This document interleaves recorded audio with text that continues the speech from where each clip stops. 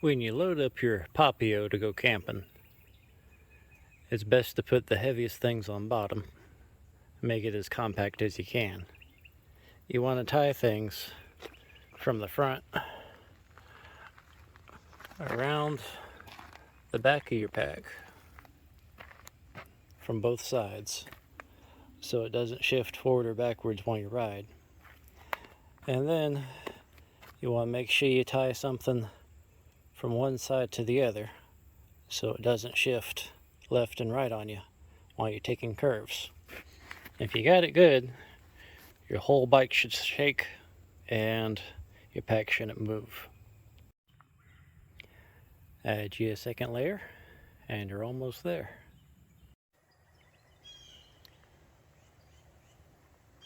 Ready to ride.